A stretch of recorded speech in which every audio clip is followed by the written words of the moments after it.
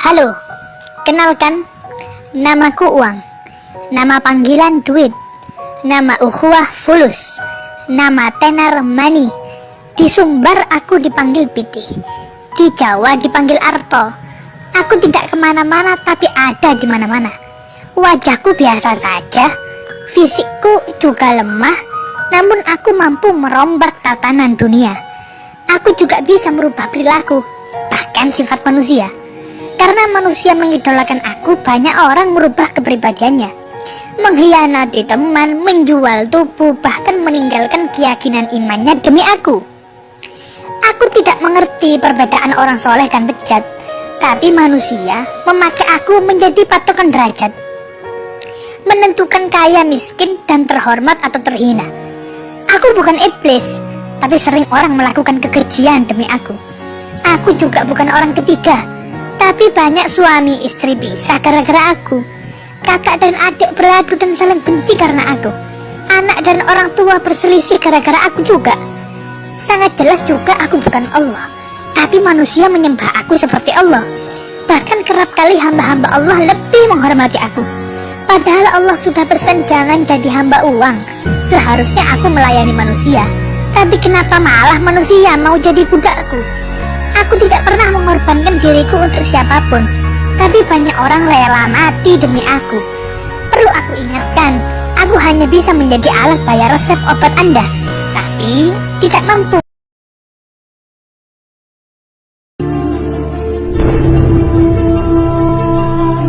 Masya Allah, mari kita lihat fakta sekarang ini, tuan-tuan yang mulia. Lihat, Arab sebelum minyak bumi ditemukan namanya masih satu, Jazirah Arabiyah. Saya bertanya kepada tuan-tuan yang mulia, kepada perempuan yang terhormat, Jazirah Arabiyah dulu kaya apa miskin? Sangat miskin. Negeri gurun Sahara yang luas, pasir yang panas, tandus, bagaikan tak bertepi. Dia tak punya apa-apa. Memang miskin, tuan-tuan. Tapi bila mana minyak bumi sudah ditemukan, mereka pun berubah menjadi negeri yang kuaya raya. Jadi bukan kaya raya, itu mah biasa, tapi kuaya raya pakai tasydid. Saking kayanya. Dan mereka pecah mendirikan negara sendiri-sendiri menjadi 7 negara kaya dunia. Qatar, Bahrain, Uni Kuwait, Uni Emirat Arab, Arab Saudi, Oman, dan Yaman. Mari kita lihat apa yang dibawa oleh masing-masing negara ini di kota-kota besar mereka. Apa yang mereka buat? Yang paling dekat di hati kita dulu, Makkah Al-Mukarramah. Silakan, Arab Saudi, kerajaan Arab Saudi buat apa di Makkah Al-Mukarramah, sekitar Masjidil Haram? Masya Allah, gedung-gedung tinggi pencakar langit. Bukit-bukit menjadi hilang, bahkan ada yang masih baki bukitnya, itu pun hanya di bawah pinggul, bahkan hanya sebatas betis-betis daripada hotel-hotel yang ada. Megah, mewah-mewah.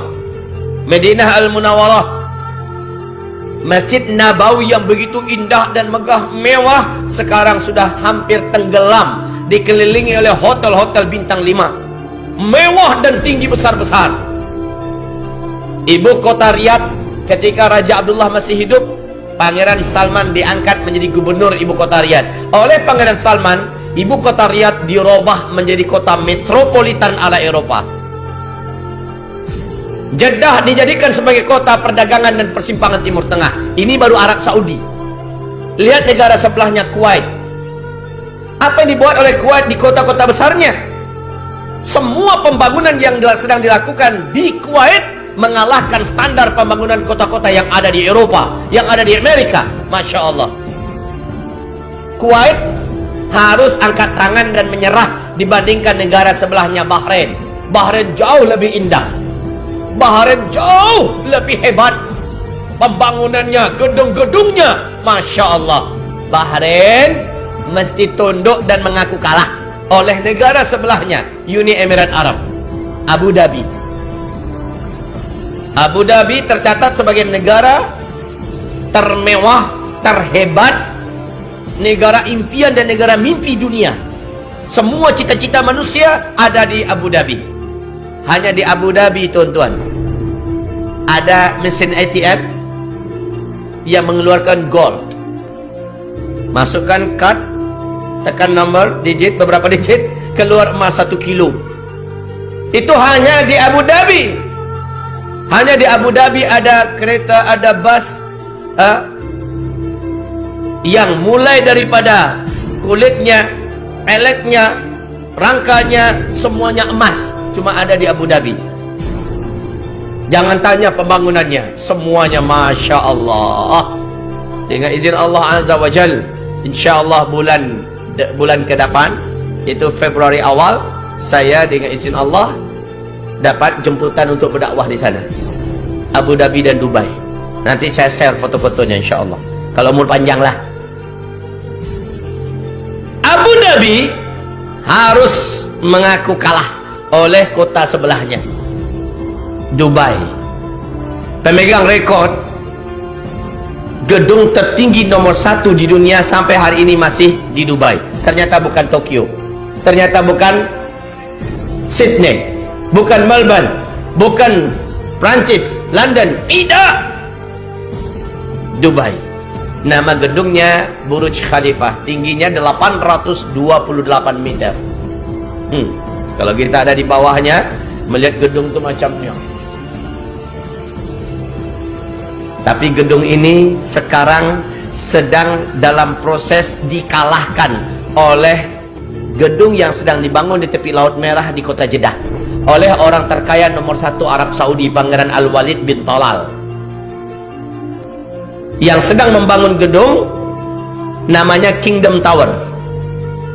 Tingginya gedung itu, kalau Burj Khalifah 828 meter, maka Kingdom Tower 1,2 kilometer. Masya Allah. Baru-baru saja Kuwait mengumumkan akan mendirikan gedung yang juga melampaui angka 1 kilometer pula. Masya Allah.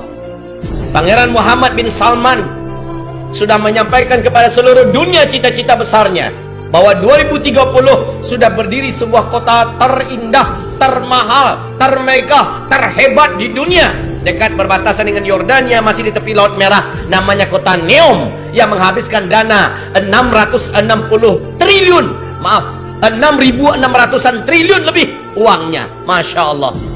Ya Allah, ya Rabbana, wahai ibarallah yang kami muliakan, 12 digit nolnya. Ibarallah, dulu mereka miskin, mereka tidak punya apa-apa, tiba-tiba mereka menjadi kaya raya dan sangat berkuasa. Hari ini mereka saling berlomba-lomba membangun gedung-gedung yang tinggi-tinggi.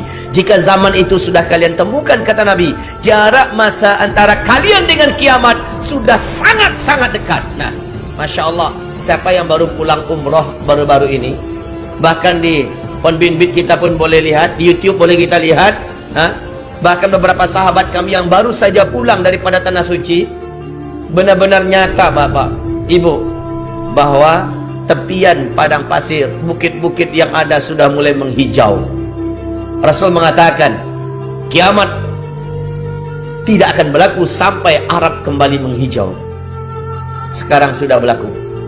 Sungai-sungai bukan lagi mengalir airnya, tetapi sudah banjir-banjir di sana. Masya Allah. Pada tahun 2011, Imam Masjidil Haram namanya Syekh Saud Shuraim, dalam khutbahnya menyampaikan hal yang sangat mengguncang bagi umat Islam.